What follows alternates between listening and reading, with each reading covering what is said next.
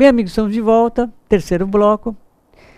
Quando existe o tempo hábil, né? Nem sempre, a gente tem que atender a pauta das pessoas que colaboram com o programa, com os eventos de OAB. Vou mostrar imagens para vocês em breve de um evento, que é um colégio de presidentes, que é feito a cada ano, exceto os anos que tem eleição da OAB, onde se discute as novas diretrizes da advocacia, quais as posturas que os advogados vão tomar em relação a várias questões de clientes, de judiciário, enfim, é muito interessante, tá? Vocês vão ter bastante coisa nova aí nos próximos programas sobre direito, porque é dali que saem as ideias, até para verificar questões de tentativa de mudanças de lei, de se pleitear junto ao judiciário, a parte política, enfim. Mas, agora aproveitando o ensejo, né? Com o tempo, a gente vai aprendendo certas coisas que a advocacia não dá àquele jovem, porque a advocacia, quanto mais experiente, melhor, né? Você tem mais exemplos para poder usar para os próximos clientes. Então, são 21 anos de formado, e a gente aprende o seguinte: vamos, entre aspas, né, brigar no bom sentido, quer dizer, lutar pelo seu direito. E aí, o que acontece? As pessoas falam, tudo é acordo, tudo é acordo. Olha, hoje eu falo para você o seguinte: em causa própria eu já tive várias questões minhas, pessoais, enfim. E o que acontece? Quando você fala em trabalhista, em criminal e civil, criminal nem sempre dá para fazer acordo, né? A não ser transação penal. Pequenos delitos, né? Ameaça, uma briga entre vizinhos. Aí você pode fazer aquela conciliação lá no judiciário, ou se comprometer a não fazer mais aquela questão, ou pagar uma cesta básica, ou prestar serviço. Ali dá o acordo. Mas numa questão de roubo, de furto, de entorpecente, de homicídio, já não dá acordo.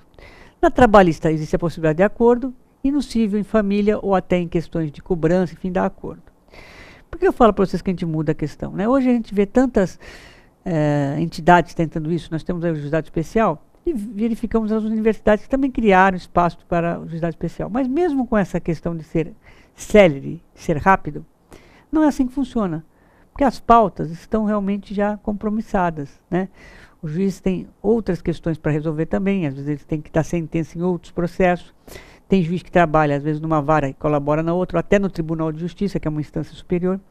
Então, eu aprendi o seguinte, meus amigos: não é questão de ser fraco ou de tirar o seu direito quando você faz uma composição, um acordo.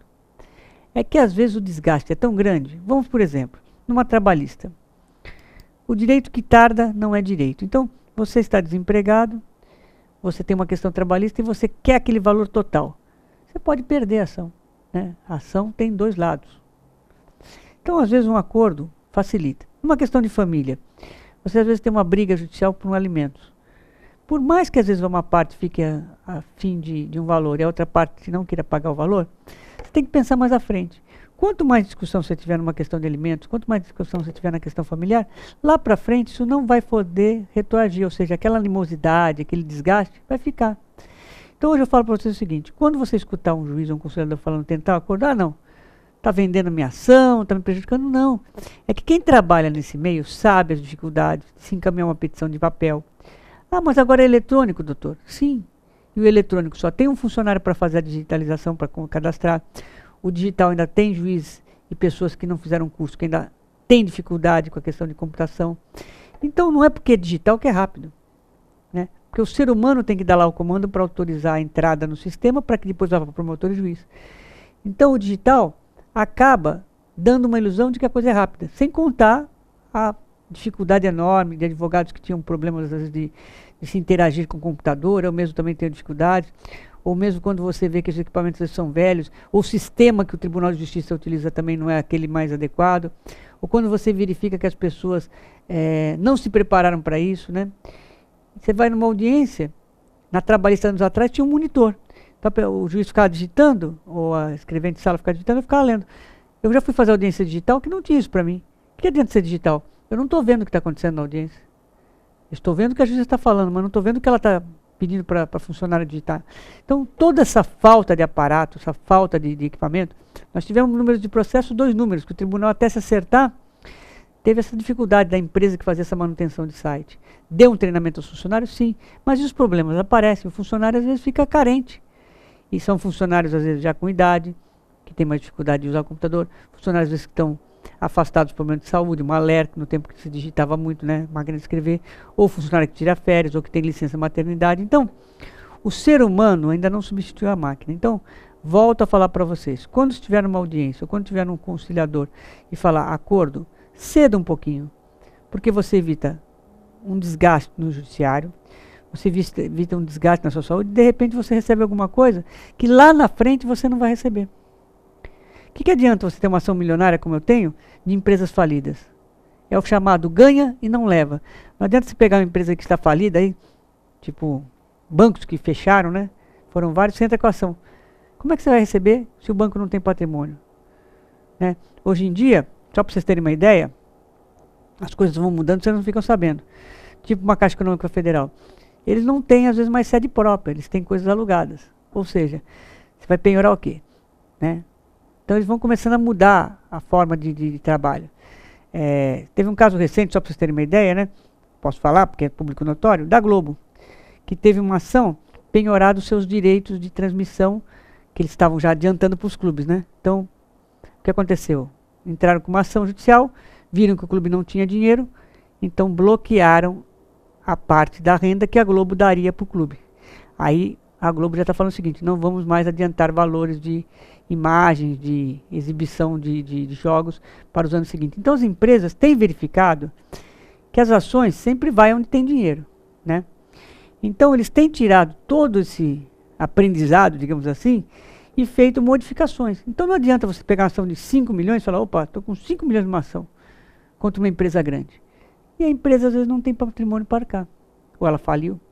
Ou também, é aquela história, quem vai pagar 5 milhões fácil? Vai brigar. Por anos, às vezes, em recurso. Ou quem vai dar uma sentença de 5 milhões? Né? Porque às vezes a pessoa fala assim, poxa, mas eu fui numa loja, fui maltratado, eu tenho direito a dano moral? Tenho direito a dano moral.